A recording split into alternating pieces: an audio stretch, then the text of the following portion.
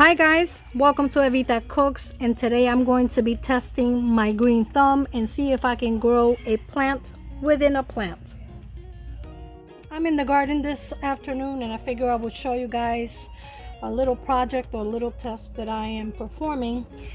This right here is my favorite herb, and this is the Orégano Fino that I talk about in a lot of my videos. And what I'm trying to do is get a new plant. I've tried everything to plant it and propagate it, and I've had no luck. So I'm gonna give this a try, and I figure I'd share it with you, and hopefully if it works, you know, we've all learned something new. What I've been doing is trimming some of the extra stems around this area. Now you can select a healthy piece of the plant. According to my mom, this should work. I thought about using this one, but I think it's a little bit too weak, so I decided to go for this one. And what I am doing is removing some of the oregano. So I've already done most of it. I'm just going to remove a couple more. Okay. Mommy said that I should scrape off a little bit of the bark once I have it ready, like I did right here. As you can see, I removed some of the stems to make room. And she said to gently peel some of the bark to expose it, however being very careful not to cut through. Okay, so this is what I'm doing here, and if this works, I'm going to be super excited. Because this particular plant, my mom sent it to me when it was about this tall, about 8-9 years ago, and it has survived even the cold seasons in Florida.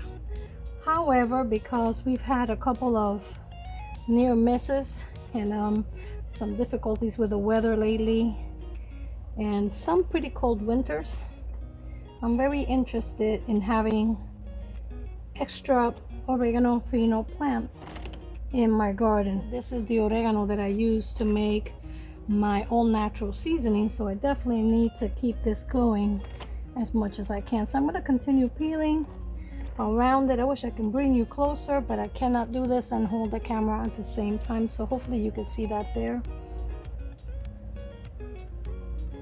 Now, my brother Benny has been working in gardens for many years, and he also told me that this should work, so I'm pretty confident that it will. The only problem is we don't know how long we have to wait before we can safely separate the transplant and bring it to a different pot. But for now, I'm just concerned about this being a success. Once we've exposed the bark like so, we're ready for the next step. I'm going to grab my soil and also some of the nutrients that I'll be using for this particular plant.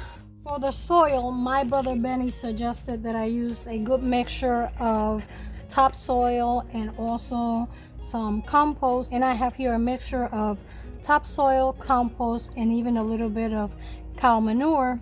He also suggested that I add some plant food, and I have a mixture of granules. These are formulated for tomatoes and vegetables, so I'm going to go ahead and mix that together. But for an added bonus, since I strongly believe that diatomaceous earth is excellent in the garden, I'm going to be mixing in some diatomaceous earth. My brother also suggested that I add some root boost hormones. I don't know much about hormones. Since I've tried everything to grow another one of these beautiful plants, I'm gonna give these root boost a try. As you can see, I have peeled most of the bark area, and we have about 2 inches, which is what he said. I should peel about 2 inches back.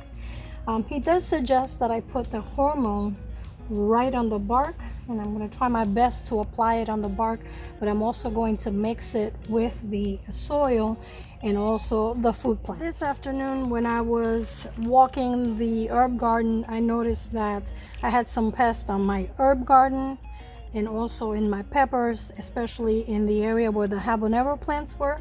So I did what I call snow in Florida, and I dusted all of them with some diatomaceous earth, which is the way that I combat pests in the garden. If you guys know of any other way of doing it, feel free to leave it in the comments below. I would really appreciate it. So what I did is, since he told me I needed a bag to wrap around this area of the tree, or the herb in this case, I saved one of those baggies with my Florida snow. And I'm going to just wrap it around like so. I might even trim it a little bit more, but we'll see. To reseal the bag, I'm going to be using some staples. And as you can see, you can do these projects using things that you already have in the home. You don't need to go running to the store to buy anything. And I'm basically just using the same things that I already have here. And what I'm doing is creating a sack so that I can fill it with the dirt and the plant food. If I could bring you closer, I would, but honestly, I cannot hold the camera and do this at the same time. So my apologies for that. Before I start sealing the bag, I'm going to peel it back like so. I believe this is going to make it easier to fill it, at least until we reach the section that I scraped off right here. And then we can work our way up, and if we need to, we can trim the bag. I have a feeling that we won't have to, but we'll see as we go. This is where the root boost comes into play, and I'm going, like I said, try and dust a little bit directly into the bark, and then the rest I'm just gonna mix it right on in with the dirt and the plant food. But for the sake of the video and also prayers that this works, I'm going to try and dust some of it around. Anytime you're dealing with fine powders like the root boost or the diatomaceous earth, you should always wear a mask, especially if it's windy outside. Diatomaceous earth, this is food grade, you can ingest it. However, if you inhale it, it could be very detrimental to your lungs and your nasal passage, so be very careful and wear a mask. Okay, and now we just fill the baggie. I'm going to put this on the ground so that I can employ both of my hands for this process and just start filling the bag like so. And guys, I'm in no way, shape, or form a farmer. I try to grow some of the foods and herbs that I like to use, but to be honest with you, I'm no expert. So this is just a learning curve and a learning experience for me. And I guess if you don't try, you'll never know if it'll work. So this is me trying. Once I get over to the top, I start sealing the bag. And I'm gonna seal it all the way up a little bit closer so that we can narrow the space in the bag. I believe that that's gonna help hold the bag in place. I'm really pretty much just winging it. As you can see, I put a ton of staples on this side right here, and I'm going to do the same on this side because I believe that the staple bag is going to keep the bag in place. There's many ways of doing this. I've seen people use a bag and tape, whatever works. The idea is to keep the nutrients and the dirt in the bag so that we can grow some roots. I am going to add a little bit more dirt into it because I don't think we have enough, but I wanted to seal it before doing so. So one more, just to prove to you that, you know, we're winging it and trying to learn as we go. I realized that I stapled it too tight and then I couldn't put the rest of the dirt in the bag. So I'm just removing one of those staples so we can get the bag nice and full. Okay, I think we just need one more scoop of dirt. That looks pretty good. And as you can see, there's a little bit of movement. The object of this is that the portion of the oregano that we peeled is completely covered with dirt because this is where we expect the roots to grow. I think this is gonna work. And what I did is I filled it almost to the top. Now I want to make sure that the dirt is perfectly distributed. And now I believe that if I fold it this way and this way and staple it, obviously without hurting the plant, That's gonna keep the bag in place. So let's give that a try. Of course, we want to make sure we don't choke the plant, but I am pretty confident that this will do the trick. My brother did tell me to soak the soil before filling the bag, but I figured that was going to make it a little heavy, and since I'm trying to record the video at the same time, I thought it would be a little bit more difficult. So now what I'm doing is adding some water, and that's going to help compact the dirt. I apologize, but we have some pretty happy kids in the backyard.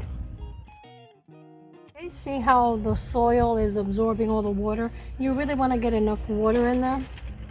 And don't worry, because since I use staples, the excess water is going to drain out. And I think that looks good. And obviously, since I added the water, my theory was right. It gets a lot heavier, so it's going to cause the branch to bend a little bit, but we're going to fix that. So to help keep the bag upright so that our oregano doesn't snap, I'm going to be using one of these sticks, and I'm just going to stick it near the area just so that we can hold it up.